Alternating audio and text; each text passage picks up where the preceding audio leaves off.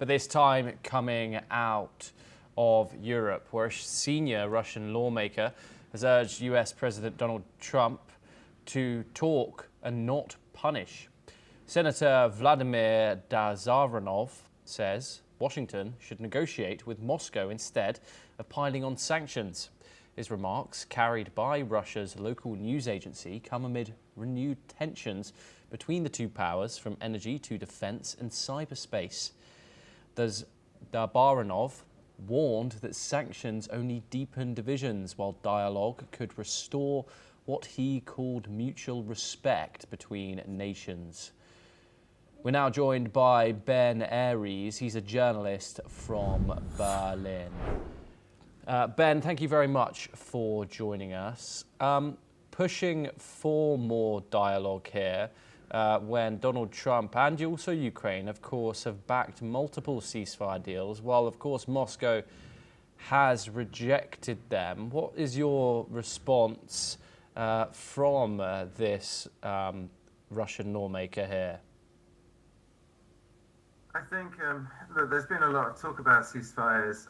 Trump himself introduced the idea of an unconditional 30-day ceasefire way back in April, and that's become the default position for the West. However, Putin has sort of dug his heels in, and he's been pushing for a broader, more difficult to do ceasefire deal, peace deal. But by that, he's just demanding his maximalist demands that starts with Ukraine should give up the whole of Donbass and at the same time commit itself to never joining NATO. And I think everything else apart from that is just hot air. It's just talk.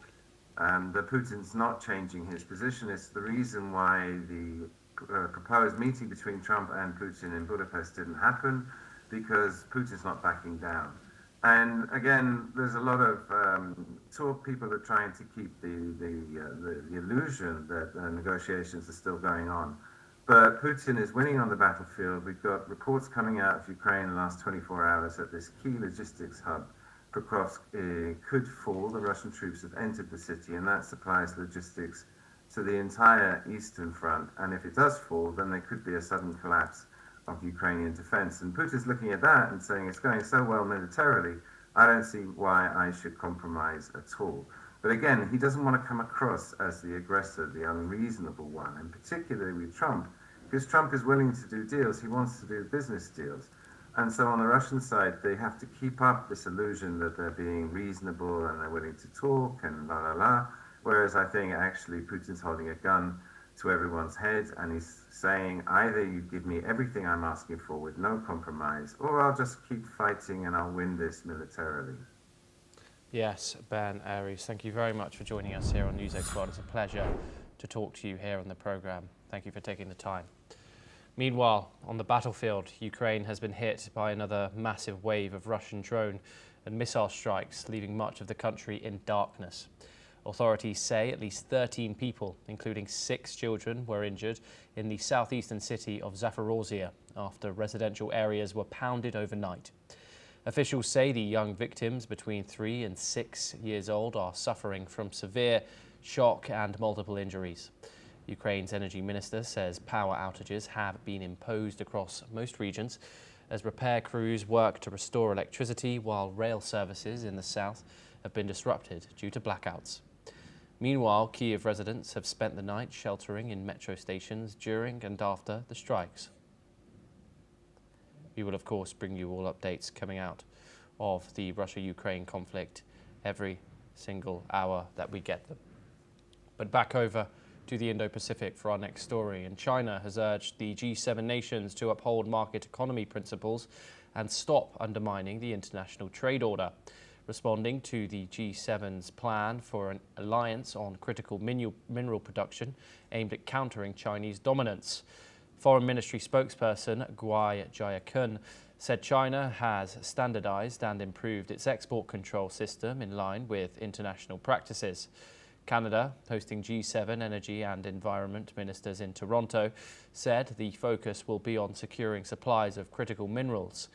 G7 countries, except Japan, remain heavily reliant on China for rare earths and battery metals. This is what the foreign spokesperson said. 中方对出口管制体系进行规范和完善，符合国际通行做法，目的是更好地维护世界和平与地区稳定，履行防扩散等国际义务。我们敦促七国集团切实遵守市场经济原则和国际经贸规则，停止以小圈子规则破坏国际经贸秩序，共同维护世界经济稳定发展。 Okay, we are now once again joined by Andrew K.P. Liang to discuss this further. Andrew, Beijing says the G7's critical minerals alliance undermines the global trade order. Is China genuinely worried or confident that the West can't replicate its dominance there? Well, the so-called rule-based order has long been thrown out of the window by President Trump's unilateralism, imposing huge tariffs left, right, and center, including on Americans' allies, regardless of these rules.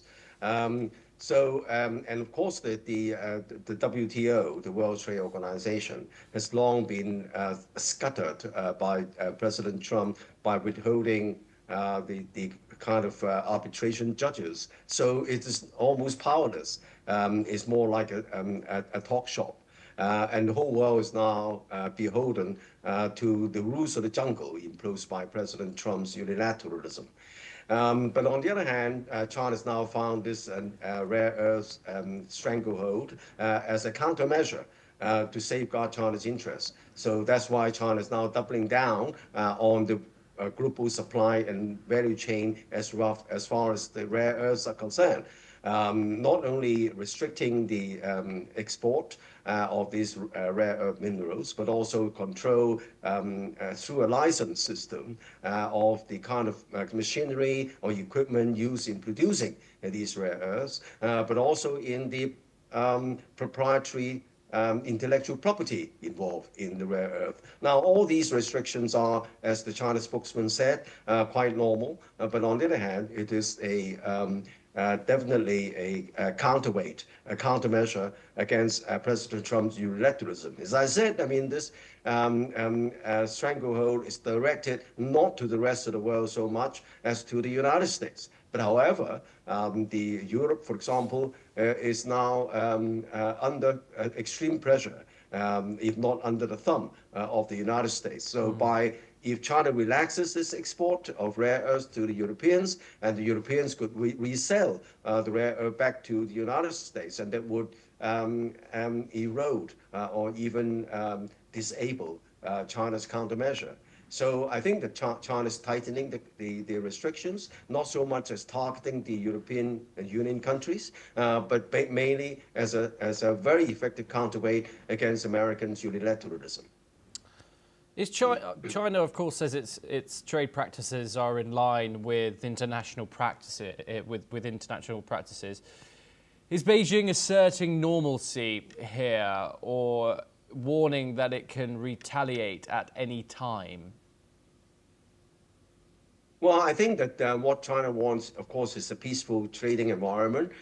There is no such a kind of existential rivalry between China and the European unions, whereas there's such a structural rivalry between China and the United States. So as far as the European Union is concerned, China wants to have a peaceful and normal, inclusive kind of relationship. But unfortunately, the European countries are under the thumb of the United States, and they're pressurized to sanction China, to ally with the Americans' anti-China policy. So that's China's reaction. But that doesn't mean that China is now targeting the European Union. The bottom line remains to be that China wants to have a more positive relationship with the European Union.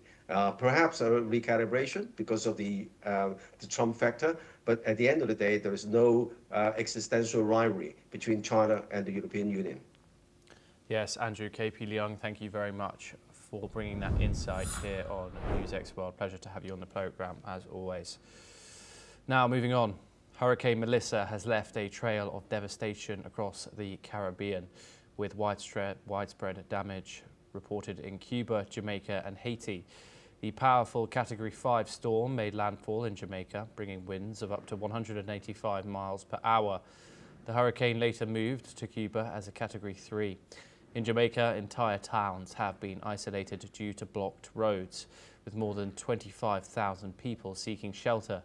At least 8 fatalities have been confirmed, and in Haiti, the storm claimed 25 lives, with numerous homes destroyed in the coastal town of Petit Goave. Cuba is also grappling with collapsed buildings and severe flooding, particularly in Santiago de Cuba, where thousands remain in shelters. Let's listen in to what some Cubans had to say. Sí, estaba aquí, tuve que salir corriendo porque me subió hasta la presión, me tuve que meter en el armario y salí corriendo cuando el techo se corrió y tuve que salir corriendo para allá afuera a socorrerme en otra casa porque esto no tiene condiciones, estas son casas viejísimas, viejísimas, viejísimas. De momento, está dando de limpiar para ver qué se puede recuperar y ver después qué pasa.